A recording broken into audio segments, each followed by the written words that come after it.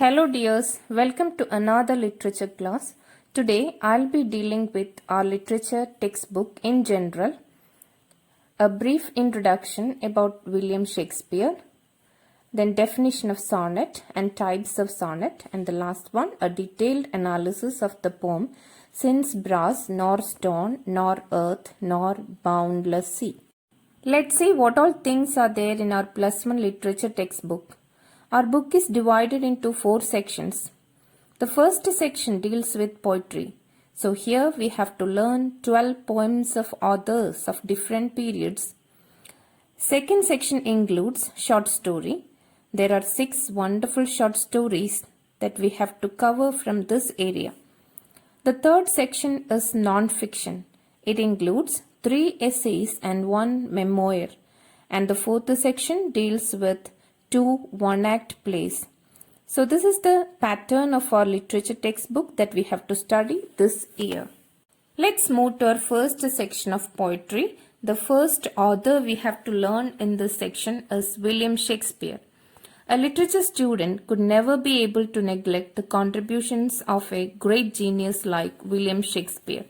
That is why the playwright Ben Jonson rightly remarked that Shakespeare is not of an age but of all times. Shakespeare is the most quoted author of all times. He is the national poet of England, also known as the Bard of Avon. Bard means poet. Avon is the river. So, he is the poet of Avon. And he lived during the reign of Queen Elizabeth, that is 16th century, which is the golden period of English literature. He was born on 26th April 1564 at Stratford upon Avon. His birth date is still a baffle to many, and 26th April is actually the date in which he was baptized. And he died on 23rd April 1616. He wrote 37 plays, 154 sonnets, and 2 long narrative poems. An amazing contribution to English literature only with his elementary education from a grammar school. He is mostly remembered for his brilliant themes, unforgettable characters, and extraordinary beauty of his language. His plays are divided into comedies, tragedies, histories, and tragicomedies. Some of his unforgettable characters are Hamlet, Othello, Shylock, Macbeth, King Lear, Julius Caesar, etc. Tales from Shakespeare, a book by Charles Lamb and his sister Mary Lamb, published in the year 1807, will help you to familiarize with his plays. Okay, what is a sonnet? Since we are going to learn a sonnet form, we must know the features of a sonnet. Let's define a sonnet. A sonnet is a short poem of 14 lines originated in Italy. The word sonnet comes from the Italian word sonetto, which means a little song or sound. The sonnet form was popularized by Petrarch in Italy. Later, it was brought to England by Sir Thomas Wyatt and Henry Howard, the Earl of Surrey. The 2 most popular sonnet forms are the Petrarchan sonnet and the Shakespearean sonnet. From the title itself, we know its originators. Petrarchan sonnet is perfected by the Italian poet Petrarch, and the Shakespearean sonnet was perfected and popularized by Shakespeare after Thomas Wyatt and the Earl of Surrey. Now let's see the features of Petrarchan sonnet and Shakespearean sonnet. Petrarchan sonnet. The 14 lines in a Petrarchan sonnet is divided into 2 sections, an octave and sestet. The first section is an octave, an 8-line stanza rhyming ABAB, ABAB. And the second section is called the sestet, that is 6-line stanza rhyming CD, CD, CD or CDE, CDE. The rhyme scheme may vary in the sestet. A well-known example for a Petrarchan sonnet is Elizabeth Barrett Browning's How Do I Love Thee, or Sonnets from Portuguese, which is already given in our textbook. Shakespearean Sonnet. I told you earlier that it was Thomas Wyatt and Surrey brought the sonnet form into England. Later, Shakespeare used and perfected it. That is why it came to be known as Shakespearean sonnet. A Shakespearean sonnet has the structure of 3 quatrains. Quatrain means 4 lines and a concluding couplet. That means the 14 lines are divided into 3 stanzas of 4 lines and the remaining 2 lines are called the couplet. The rhyme scheme of the Shakespearean sonnet is ABAB, CD, EF, GG. It is quite easy to remember and it is also an often asked question in your literature paper.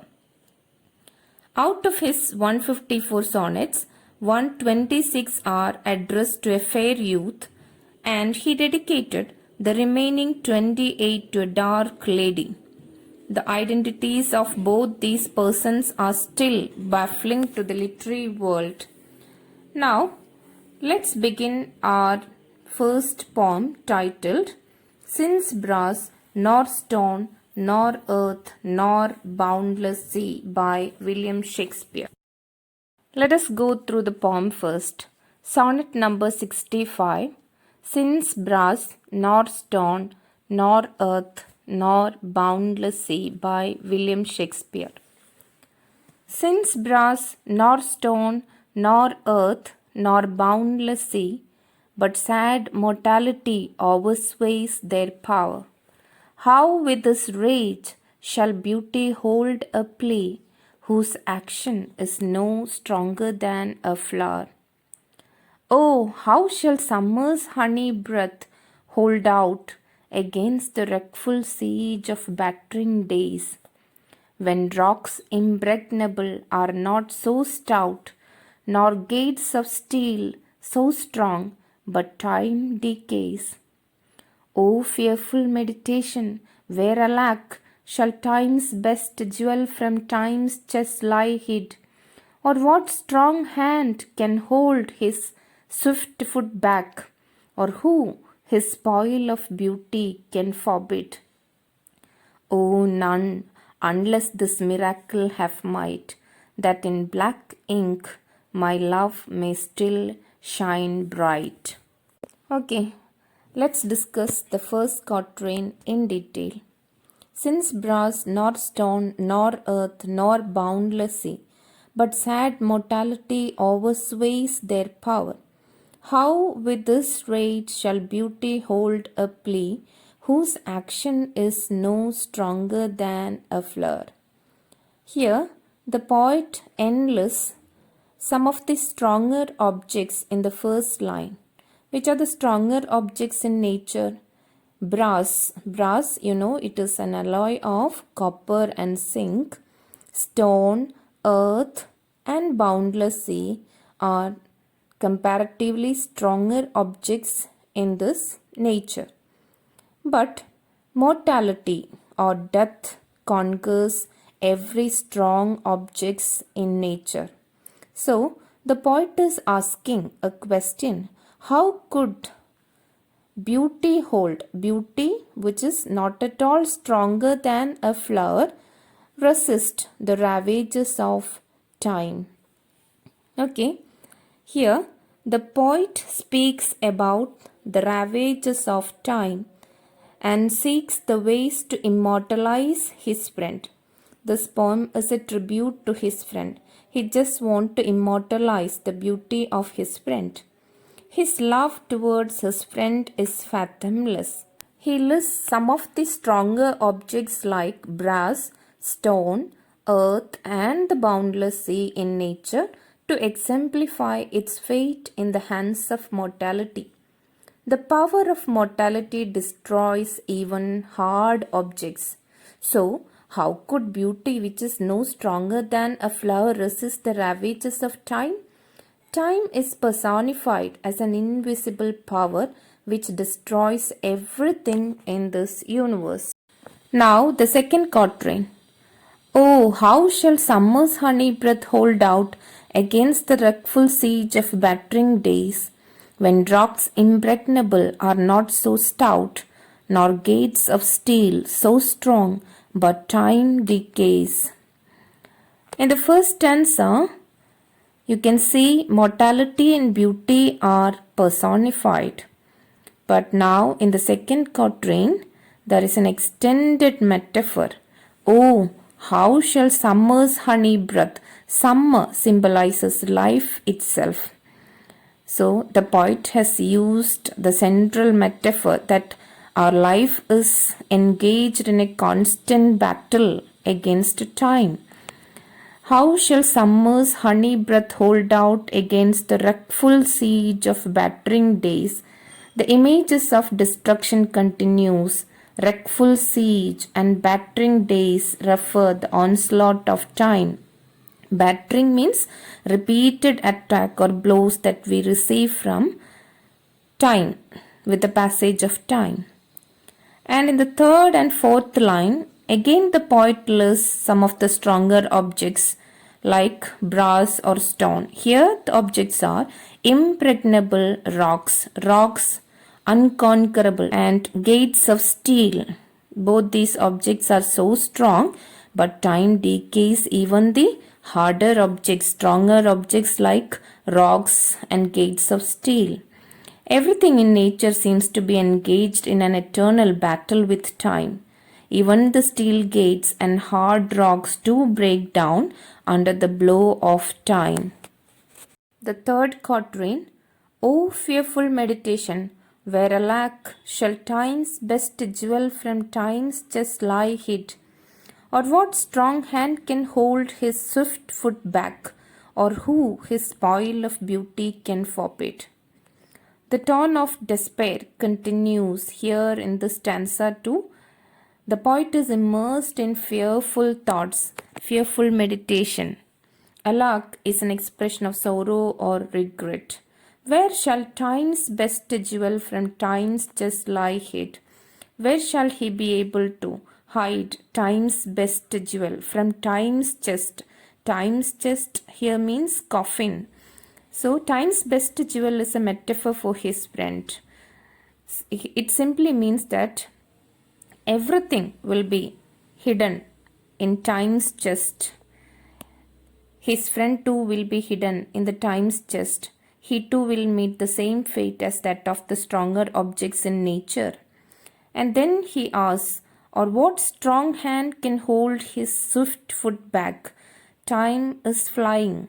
Is there any power in this universe that can hold the rapid fly of time? Or who his spoil of beauty can forbid? Is there any power who can prevent the destruction of time? Time spoils the beauty of his friend. So he is searching for the ways to prevent the time's onslaught. Now the concluding couplet.